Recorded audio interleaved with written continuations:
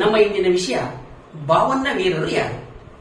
ಕರ್ನಾಟಕದಲ್ಲಿ ಈವರೆಗೆ ಸಿಕ್ಕಿರತಕ್ಕಂಥ ಅಂದಾಜು 25,000 ಶಿಲಾಶಾಸನಗಳು ಪ್ರಾಚೀನ ಕರ್ನಾಟಕದ ಇತಿಹಾಸ, ಸಂಸ್ಕೃತಿ, ಜನಜೀವನ, ಸಾಹಿತ್ಯ ಕುರಿತಾಗಿ ಸಾಕಷ್ಟು ಬೆಳಕನ್ನು ಚೆಲ್ಲಿದ್ದಾವೆ.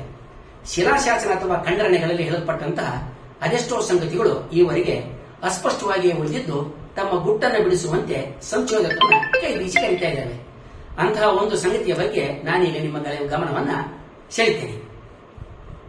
ವಿಷ್ಣುವರ್ಧನನ ಮಗನಾಗಿದ್ದಂತಹ 1ನೇ ನರಸಿಂಹ ಸಾಮಾನ್ಯ ಶಕೆ 1152ರಿಂದ 1173 ಅವಧಿಯಲ್ಲಿ 21 ವರ್ಷಗಳ ಕಾಲ ಆಳ್ವಿಕೆಯನ್ನ ಮಾಡ್ತಾನೆ.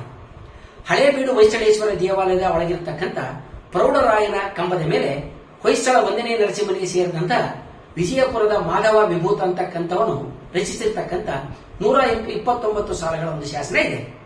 ಈ ಶಾಸನ ಹಲವು ಕಡೆ ಮುಕ್ಕಾಗೈತೆ. ಈ ಶಾಸನ ಹೊಯ್ಸಳರ ಮೂಲ, ಅವರ ರಾಜ್ಯ ಸ್ಥಾಪನೆ, ಸಾಧನೆ, ವಿಜಯಗಳ ಬಗ್ಗೆ ವಿವರಣೆಗಳನ್ನು ಕೊಡುತ್ತೆ. ಇದರಲ್ಲಿ 1ನೇ ನರಸಿಂಹನ ವೈಭವ, ಉಡುಗೆ ತೊಡುಗೆ, ಓಲಗದಲ್ಲಿ ನಡೀತಾ ಇದ್ದಂತ ವಿವರಗಳನ್ನು ಕೂಡ ಕೊಡುತ್ತೆ. ಈ ಕುರಿತಾಗಿ ನಾವು ಇನ್ನೊಂದು ವಿಡಿಯೋದಲ್ಲಿ ನೋಡೋಣ. ಈ ಶಾಸನದಲ್ಲಿ ಓಲಗದ ಒಳನಲ್ಲಿರ್ತಕ್ಕಂಥ ಒಂದೇ ಸಂಗತಿಯ ಬಗ್ಗೆ ಮಾತ್ರ ನಾವು ಇವತ್ತು ಗಮನ ಹರಿಸೋಣ. ಈ ಶಾಸನದಲ್ಲಿ ಒಂದ್ ಕಡೆ ತದನಂತರ ತಾಳಗೀತ ವಾದ್ಯ ವಿದ್ಯಾ ತಮ್ಮೆಯಳು ಮೆಚ್ಚಿನ ಯಾದವ ಚಕ್ರವರ್ತಿ ಮೆಚ್ಚಿಕೊಟ್ಟ ಸಮಯದೊಳೆ ಸೈವಂ ಪಡೆದು ಸ್ವಾದಿಶಂ ಪ್ರಕಟ ಮಾಡಲಾಗಿ ಕಂಚೆಯ ಬಾವನ್ನ ವೀರರ ವೀರ ಗುಣ ಕಲಾಪಂಗಳಿಂ ಕವಿ ಗಮಕಿ ವಾದಿ ವಾದ್ಮಿಗಳ ನರೇಂದ್ರನ ಮೆಚ್ಚಿಸಿ ಮೆಚ್ಚಿ ಪಡೆಯುವುದನ್ನು ಕಂಡ ಚೆನ್ನಮ್ಮಲನ ರೇವಳ ಬೋಮ ಅಂತ ಹೇಳುತ್ತೆ. ಈ ಭಾಗದಿಂದ ನಮಗೆ 1ನೇ ನರಸಿಂಹನ ಓಲಗದಲ್ಲಿ ಕಂಚಿಯ ಭಾವನ್ನ ವೀರರ ಗುಣಗಳನ್ನ ಹೋಗ್ತಕ್ಕಂಥ ಕಥೆಗಳನ್ನ ಹಾಡಲಾಗ್ತಾ ಇತ್ತು ಅಂತ ಗೊತ್ತಾಗುತ್ತೆ. ಬಾವನ್ನ ಅಂದ್ರೆ 52. ಈ ಬಾವನ್ನ ವೀರರು ಯಾರು, ಅವರು ಯಾವ ಸಾಧನೆ ಮಾಡಿದ್ರು, ಅವರ ನೆಲೆ ಮತ್ತು ಸ್ಥಳ ಕಾಲ ಏನಾಗಿತ್ತು ಅಂತ ಕುರಿತಾಗಿ ನಮಗೆ ಯಾವುದೇ ಸಾಹಿತ್ಯದಲ್ಲಾಗ್ಲಿ ಐತಿಹ್ಯಗಳಾಗ್ಲಿ ಯಾವ ವಿವರಗಳು ಕೂಡ ದೊಕ್ಕೋದಿಲ್ಲ. ಬಾವನ್ನ ವೀರರ ಬಗ್ಗೆ ಕಲಬುರಗಿ ಜಿಲ್ಲೆಯ ಸೇಡಂನಲ್ಲಿ ಮತ್ತು ಗದಗ ಜಿಲ್ಲೆಯ ಡೋಣಿ ಊರಿನ ಶಾಸನಗಳಲ್ಲಿ ಕೆಲವು ಸ್ವಲ್ಪ ಮಾಹಿತಿಗಳು ನಮಗೆ ದಕ್ತವೆ. ಡೋಣಿ ಊರಿನ ಶಾಸನ 6ನೇ ಚಾಲುಕ್ಯ ವಿಕ್ರಮಾದಿತ್ಯನ ಆಳ್ವಿಕೆಗೆ ಸೇರಿದ್ದು ಅದರ ಕಾಲ ಸಾಮಾನ್ಯ ಶಕೆ 1049. ಈ ಶಾಸನದಲ್ಲಿ ಸರಳಯಾತ ಜಣಂಗಳಂ ಕರುಣದಿಂ ಕಾವಳ್ಪಿನಿಂ ವಜ್ರ ಪಂಜರದಂತೆ ನೆರದಾಂತರ್ ಅತಿಬಳಮಂ ಸಂಹಾರಿ ವಾತ್ಮೀಯ ಭೀಕರ ಚೌರ್ಯೋದ್ಯಯದಿಂ ಪರೀಕ್ಷೆ ಒಡಲೆ ಬಾವನ್ನ ವೀರರ್ಗಳನ್ ಅರಿವರ್ತು ಆವನೆ ನಂದರಿಂತ್ ಸಂದರಿಂತು ಉಗ್ರ ಮೂನೂರು ಬರ್ಜಗದ ಪುಂಗರ್ ಅಂತ ತಿಳಿಸ್ತದೆ. ಕಲ್ಯಾಣಿ ಚಾಲುಕ್ಯ ಚಕ್ರವರ್ತಿ ಭೂಲೋಕ ಮಲ್ಲನ ಕಾಲಕ್ಕೆ ಅಂದ್ರೆ 1129ರಿಂದ 1139 ಅವಧಿ ಸೇರಿರತಕ್ಕಂಥ ಸೇಡಿಂಬ ಅಂದ್ರೆ ಈಗಿನ ಸೇಡಂನ ಶಾಸನದಲ್ಲಿ ಹೀಗೆ ಹೇಳಲಾಗಿದೆ. ಸ್ವಸ್ತಿ ಯಮನಿಯಮ ಸ್ವಾಧ್ಯಾಯ ಅಧ್ಯಯನ ಧಾರಣ ಮೌನಾನುಷ್ಠಾನ ಪಾರಾಯಣ ಜನತಪ ಸಮಾಧಿ ಶೀಲಗುಣ ಸಂಪನ್ನರು ನುಡಿದು ಮತ್ತೆನ್ನರು ಕಾಂಚೀಪುರ ದ್ವಾರ ವಾಟ ಪುಟ ಭೇದನ ಅಭಿಚಾರ ಹೋಮ ಸಾಧಕರು ವಿರೋಧಿ ಕುಳಾರಣ್ಯ ದಾವ ಪಾವಕರು ಚತುರ್ವೇದ ಪಾರಾವಾರ ಪಾರಗರು ಬಹುವಿಧ ವಚನ ರಚನ ಪ್ರವೀಣರು ಚತುಸ್ವಸ್ತಿ ಕಳಾನಿತ್ರ ವಸುಮತಿ ಗೀರ್ವಾಣರು ಹೇಮಕುಂಡಳ ಜ್ವಾಳಿನಿದ್ದೇವ ಕರ್ಪಣರು ಸಮಸ್ತ ವಿದ್ಯಾ ವಿಶೇಷಣರು ಶರಣಾಗತ ವಜ್ರ ಪಂಜರರು ಶ್ರೀ ನಾರಾಯಣ ದೇವ ಪಾದ ಪಂಕಜ ಭ್ರಮರು ಅಪ್ಪ ಶ್ರೀ ಮದನ್ ಆದಿ ಅಗ್ರಹಾರಂ ಶೇಡಿಂಬದ ಶೇಷ ಮಹಾಜನಂ 300 ಸ್ವಾಮಿಗಳು ಸ್ಥಿರಂ ಜಿ ಅಂತ ಹೇಳುತ್ತೆ. ಈ 2 ಶಾಸನಗಳಿರ್ತಕ್ಕಂಥ ಭಾವನ್ನ ಅಂದ್ರೆ 52 ವೀರರ ಮತ್ತು 300 ಸ್ವಾಮಿಗಳ ಬಗ್ಗೆ ಹೇಳಲಾಗಿದೆ.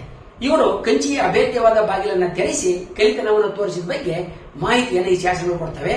ಸೇಡಿಂಬ ಅಂದ್ರೆ ಸೇಡಂನ ಇನ್ನೂ 3-4 ಶಾಸನಗಳಲ್ಲಿಯೂ ಕೂಡ ಕಂಚಿಯ ಬಾಗಿಲನ್ನು ತೆರೆದಂತ ಸಂಗತಿ ಹೇಳಲ್ಪಟ್ಟಿದೆ. ಸೇಡಿಂಬದ 6ನೇ ಚಾಲುಕ್ಯ ವಿಕ್ರಮಾದಿತ್ಯನ ಆಳ್ವಿಕೆಗೆ ಸೇರಿದಂತ ಸಾಮಾನ್ಯ ಶಕೆ 1094ಕ್ಕೆ ಸೇರಿದಂತ ಇನ್ನೊಂದು ಶಾಸನದಲ್ಲಿ ಅಂಬುದಿ ಮೇರೆ ದಪ್ಪಿಕದೀಧರೆಯಂ ಕೊಳುವೊಂದು ವಿಷ್ಣುಂ ಈಶ್ವಂ ಬೆರೆಸಿ ಜಗತ್ರಯಮಂ ಬಚಿರೊಳ್ಳಿಲಿಸಿಟ್ಟು ಕಾವವು ಇಂಬುಳಿದಿಳಿದ ಸಾಲ್ದೆಸಿಯ ನಾಡುಗಳಂ ಪೆರಗಿಕ್ಕಿ ಕಾವ ಸೇಡಿಂಬದ ವಿಪ್ರರು ಆಳವೇನ್ ಪೊಗಳ್ದೇಂ ಚಲದಂಕರಾಮರಂ ಅಂತ ತಿಳಿಸುತ್ತದೆ. ಕಡಲು ಭೂಮಿಯನ್ನ ಮುಳುಗಿಸಿದಾಗ ವಿಷ್ಣು ಅದನ್ನ ಮೇಲೆತ್ತಿ ಕಾಪಾಡಿದಂತೆ ವಿಷ್ಣು ಈಶ ಬೆರೆತು 3 ಲೋಕಗಳನ್ನ ಬಸಿರಿನಲ್ಲಿಟ್ಟುಕೊಂಡು ಕಾಪಾಡುವಂತೆ 4 ದಿಕ್ಕಿನ ನಾಡುಗಳನ್ನ ಸೇಡಿಂಬರ ಚಲದಂಕ ಬ್ರಾಹ್ಮಣರು ಕಾಪಾಡೋದನ್ನ ಹೇಗೆ ತಾನೇ ಹೊಗಳಿ ಅಂತ ಈ ಶಾಸನದಲ್ಲಿ ಹೇಳಲಾಗಿದೆ. 12ನೇ ಶತಮಾನದಲ್ಲಿದ್ದಂತ ಶರಣ ಅದಯ್ಯ ತನ್ನ ಒಂದು ವಚನದಲ್ಲಿ ಹೀಗೆ ಹೇಳ್ತಾನೆ. ಅಜಕಲ್ಪನೆಗೊಳಗಾದ ಊರೊಳಗೆ 360 ಮಂದಿ ಅಸಾಸುರರು ನಿಚ್ಚಿ ಊರಿಗುಪಟಳ ಮಾಡುತ್ತಿದ್ದರಲ್ಲಯ್ಯ ಅಚ್ಯುತನ ಆಜ್ಞೆಯಲ್ಲಿ ಅಡಗಿದ ಕಪಿಯೊಳಗೆ ಬಾವನ್ನ ವೀರರು ಮುಳುಗಿ ಬಂದ ಮೋಕ್ಷಂಗಳ ಬಗೆಯೂತಿರ್ದರಲ್ಲಯ್ಯ ಮೇಲೆ ರುದ್ರನು ಉಳಿಗದ ದಾಳಿ ಹತ್ತಿ ಗೋಡಿಟ್ಟು ಹಳಾಯಿತಯ್ಯ ಮೂರು ಲೋಕವೆಲ್ಲ ಇಂತಿ ಮೂವರ ಮುಂದುಗಿಡಿಸಿ 50 ಇಬ್ಬರನ್ನ ಅಣಕಿಸಿ 360 ಮಂದಿ ಅಸಾಸುರನ ಅಡಿಗಟ್ಟಿನ ಸ್ವತಂತ್ರರು ಸೌರಾಷ್ಟ್ರ ಸೋಮೇಶ್ವರ ನಿಮ್ಮ ಶರಣರು.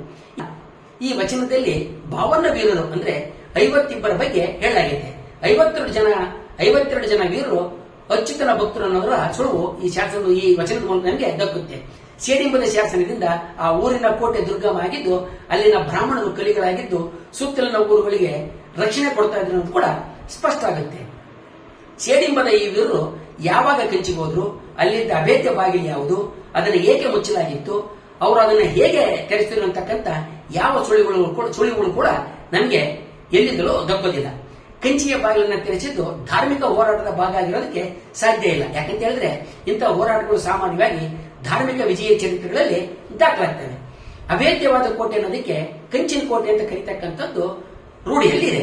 52 ಜನ ವೀರರು ಯಾವುದೋ ಕಾಳಗದಲ್ಲಿ ಕೋಟೆಯೊಂದನ್ನು ಮುತ್ತಿ ಅಭೇದ್ಯವೆಂದು ಭಾವಿಸಲಾಗಿದ್ದಂತಹ ಬಾಗಿಲನ್ನು ಮುರಿದು ಹೊಳಬೊಕ್ಕರು ಅಂತಲೂ ಅದು ಜಾನಪದ ಗೀತೆಯಾಗಿ ಜನಜನಿತ ಆಗಿತ್ತಂತಲೂ ಶಾಸ್ತ್ರದಲ್ಲಿರ್ತಕ್ಕಂಥ ಕಂಚಿ ಊರಿಗೆ ಸಂಬಂಧಿಸಿದ್ದಲ್ಲ, ಅದು ಅಭೇದ್ಯತೆಯ ವಿಶೇಷಣಾ ತೀರ್ಮಾನಕ್ಕೆ ನಾವು ಬರಬಹುದು. ಇದು ಕೊನೆಯ ತೀರ್ಮಾನ ಅಂತ ಹೇಳಕ್ಕಾಗೋದಿಲ್ಲ. ಆದ್ರಿಂದ ಈ ನಿಟ್ಟಿನಲ್ಲಿ ಹೆಚ್ಚಿನ ಸಂಶೋಧನೆ ನಡೆಸೋದಕ್ಕೆ ಸಾಕಷ್ಟು ಅವಕಾಶಗಳಿವೆ ಅಂತ ಕೂಡ ನಾವು ಹೇಳಬಹುದು. ಅಚ್ಯುತನ ಆಜ್ಞೆಯಲ್ಲಿ ಅಡಗಿದ ಕಪಿ ಮತ್ತು ಅಜನ ಕಲ್ಪನೆ ಮತ್ತು 360 ಅಸಾಸುರರ ಕುರಿತಾದಂತ ಪೌರಾಣಿಕ ಐತಿಹ್ಯಗಳು, ಹಾಗೆಯೇ ಬಾಬರನ ವೀರನ ಕುರಿತಾಗಿ ಇನ್ನೂ ಬೇರೆ ಮಾಹಿತಿ ಇದ್ರೆ, ಬೇರೆ ರೀತಿಯ ಅರ್ಥಗಳಿದ್ರೆ ಆ ಬಗ್ಗೆ ಟೀಕೆ ಅಂದ್ರೆ ಕಾಮೆಂಟ್ಗಳ ಮೂಲಕ ತಿಳಿಸಿರಿ. ವಂದನೆಗಳೊಂದಿಗೆ.